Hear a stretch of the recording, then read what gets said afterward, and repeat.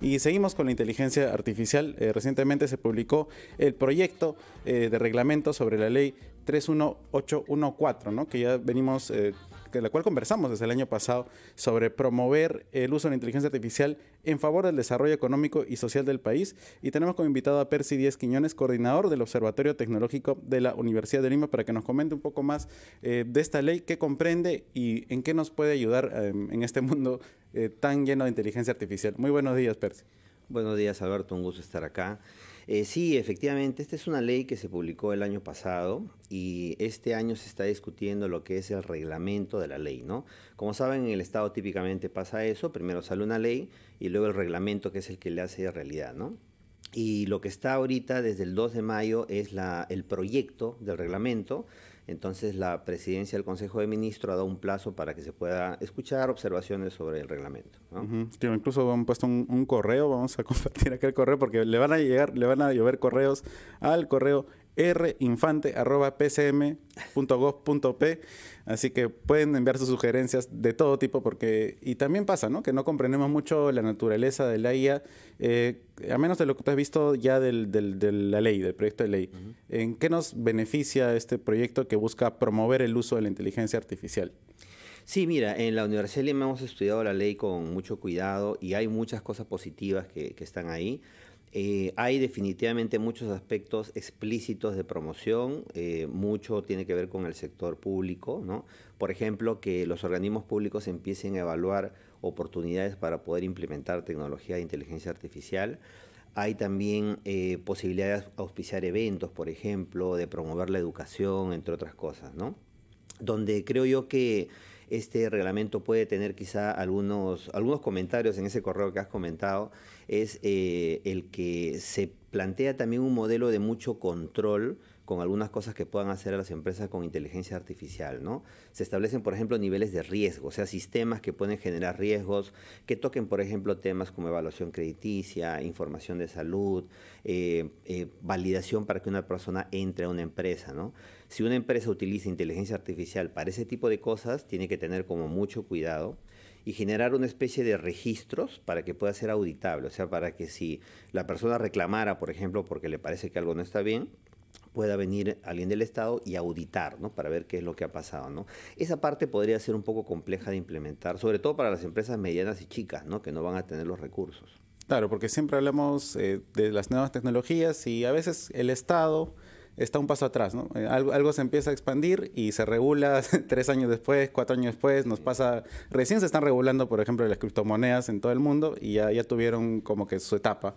¿Cómo ves este tema de la inteligencia artificial y en particular con esta ley? ¿Tenemos algunas salvaguardas aparte de las que mencionaste?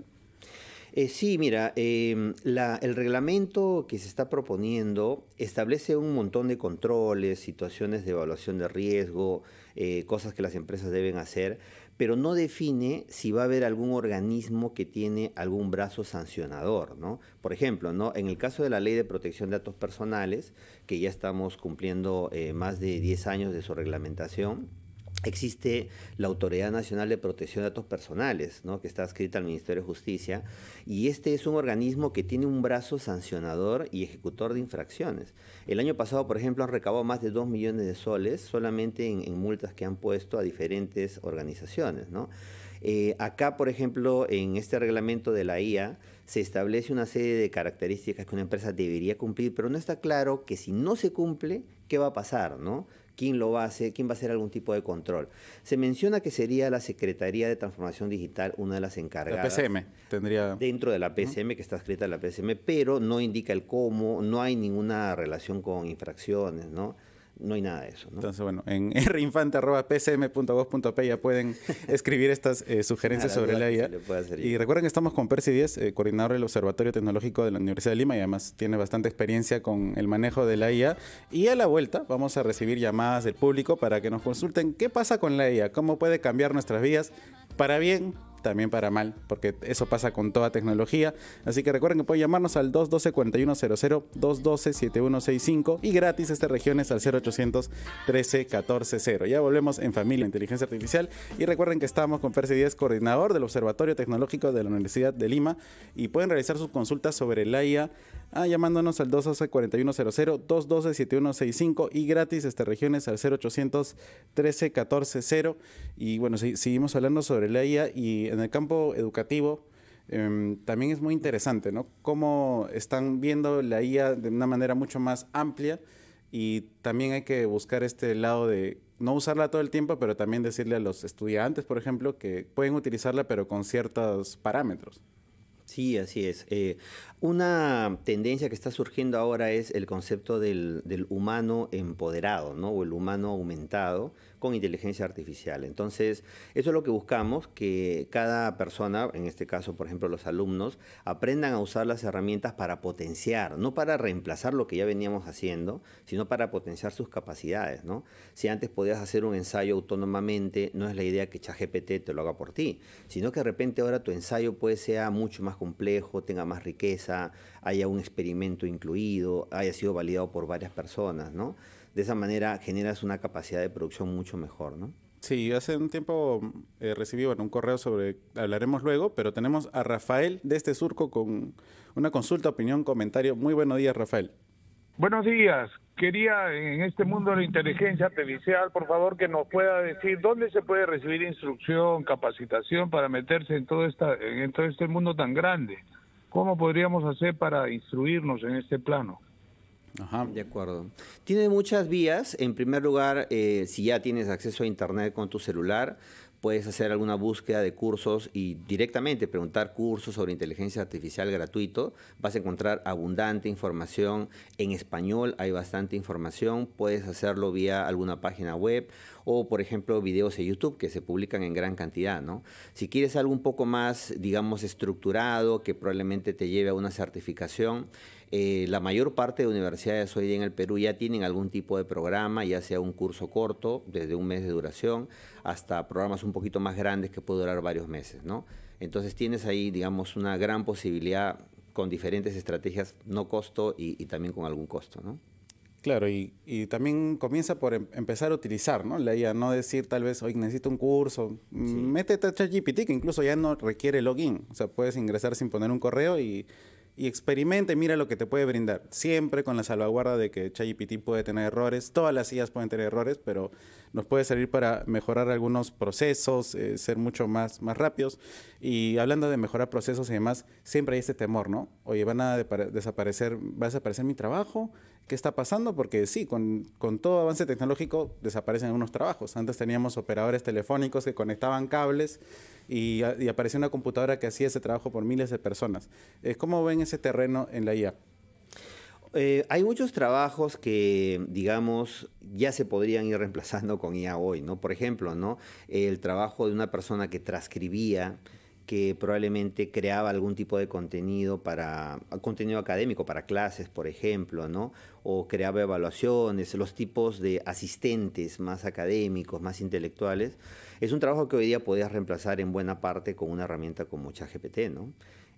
Los puestos un poco más complejos, donde sobre todo hay interacción humana, es decir, interactúas con un cliente, por ejemplo, sí va a ser mucho más complejo que se haga por lo menos en el corto plazo, ¿no?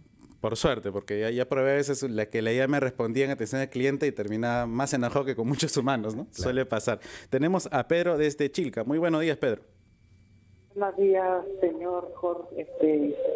¿Cómo está? Muy buenos días. Muy buenos días.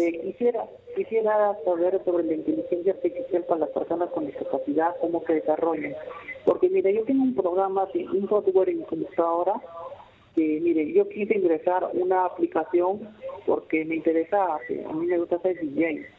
Y yo quise arrojar algunas canciones y la inteligencia artificial me dice: señor Pedro, usted tiene que ingresar tal tema. Yo ingreso tal tema y cómo se me laquea eso. Quisiera saber si la inteligencia artificial en mi computadora lo puede limpiar o pesa mucho o cómo hago para tenerlo, porque muchos problemas tengo. Ajá, y este es un tema que revisamos porque hay nuevas generaciones de computadoras que ahora tienen la optimización de inteligencia artificial, porque hay procesos como ChatGPT que se hacen con un navegador y que son realizados de manera externa, pero cuando bajamos un programa, así como cuando tenemos el editor de videos, pues se realiza en la computadora y la computadora sí se puede volver más lenta, así que depende mucho de cada programa, cada uso, ¿correcto? Sí, hay la gran cantidad la mayor, diría yo, parte de soluciones que usan inteligencia artificial se pueden utilizar vía un navegador web, ¿no? Tipo Chrome, Edge o cualquiera que tengas, ¿no? No sé, incluso hay software de edición de video utilizando inteligencia artificial que se puede utilizar solamente con el navegador web, ¿no? De todas maneras, digamos, si la computadora igual es unos Claro, ya está 5 o 6 Pentium, Adán y años Eva, no, antes, pues, ¿no? Claro. no. O de repente tu internet pues es muy bajito en ancho de banda, vas a tener problemas, ¿no? Eso de todas maneras. Pero digamos, no es que necesites tampoco comprar una computadora pues muy avanzada, ¿no? ¿Okay? Claro, tenemos a José desde Cercado de Lima. Muy buenos días, José. Que tengan un especialista en la IA, ¿no? La pregunta es muy sencilla, es para millones de personas que no tienen visión, que dependen de ayuda de otros, ¿correcto? Como por ejemplo, de repente, ustedes están ahí, por un momento cierra tus ojos, ambos, y tienes el celular, pero no sabes, si no lo ves, no lo puedes marcar, no puedes hacer nada, ¿cómo puedes utilizarlo? ¿Correcto? Es muy fácil ese discapacidad visual, es la palabra, pero en cierta manera, como no es con uno, dice, bueno, pues no lo tomas en importancia, ¿no? Hay miles de personas que están escuchando esto y quizás quisieran tener esa facilidad de poder utilizar la tecnología de manera tal, por ejemplo, que de repente si tienes un mensaje en Facebook, en WhatsApp o en Instagram, muchas cosas, ¿no? Que la IA de repente, o cómo te puede ayudar, qué programas puedes hacer, ¿no? Entonces, de cierta manera, es muy amplio.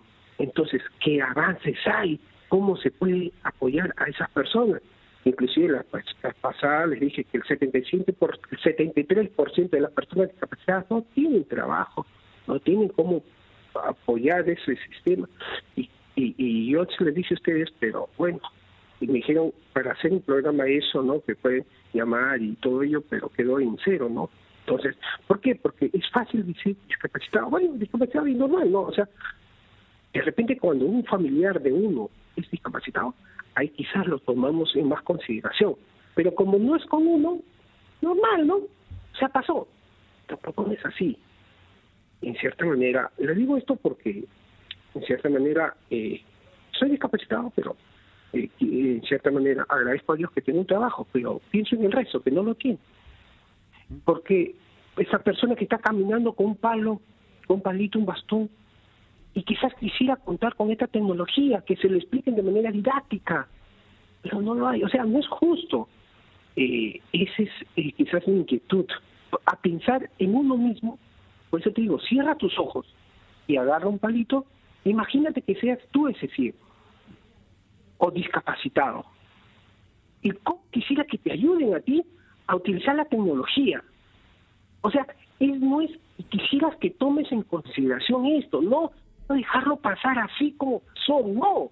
O sea, toma acto de conciencia. Por eso te digo, cierra tus ojos, imagínate que estás de repente en la avenida Bancay y totalmente con un bastoncito. ¿Cómo la IA te puede ayudar ahí? Ok, muchas gracias a José. Recuerda que siempre agradecemos las sugerencias, la producción siempre toma sugerencias. Obviamente que no es tan fácil hablar de cómo la tecnología ayuda a las personas con discapacidad. Sí hemos tenido un programa especial para las personas con discapacidad visual, sí lo hemos tomado en consideración, pero podrías contarnos, Percy, por ejemplo, cómo la IA puede ayudar a las personas con discapacidad. Por ejemplo, ya tenemos el tema de la transcripción de textos a audios sin necesidad de tal vez tener todo un programa que antes era software de pago. ¿Cómo podemos ayudar a las personas con discapacidad utilizando la inteligencia artificial? Sí, están surgiendo diferentes tipos de soluciones que usualmente la puedes utilizar como una aplicación móvil, para diferentes tipos de discapacidades, ¿no? Por ejemplo, en el caso de lo que es visual, estas soluciones lo que pueden hacer es decirte con voz qué es lo que pueda estar pasando en tu celular o lo que puedas estar viendo, si es que lo ubicas como si fuera frente tuyo, ¿no? Como si estuvieras posicionando la cámara, ¿no? Entonces, se puede controlar con voz, tú le puedes dar órdenes, como hacemos hoy día, por ejemplo, con Siri o cualquier otro asistente, y también te responde con voz, ¿no? Y otra cosa que suelen implementar es vibraciones en el celular, ¿no? Patrones de vibraciones. De esa manera las personas con discapacidad visual, con el paso del tiempo, se van acostumbrando para ciertos tipos de respuestas, ¿no? Y de esa manera les puede ayudar, pues, a facilitar un poco el desplazamiento, por ejemplo, o el trabajo, ¿no? Claro, y por ejemplo, ahí teníamos el correo de sugerencias que siempre tenemos, rinfante@psm.gov.p, para que hablen sobre el tema de la discapacidad, cómo se puede ayudar, por ejemplo, a Conadis para implementar sistemas, para colaborar con empresas, y es parte de esto de la inteligencia artificial que nos haga, como tú decías, ¿no? Superhumanos, y que nos ayude también en el caso de las discapacidades a poder realizar las cosas de una mejor manera. Al final eso es lo que buscamos con la tecnología, una mejor vida. Y eso es lo que siempre queremos. Muchas gracias a Percy Díaz Quiñones, coordinador del Observatorio Tecnológico de la Universidad de Lima. Y desde Washington tenemos al doctor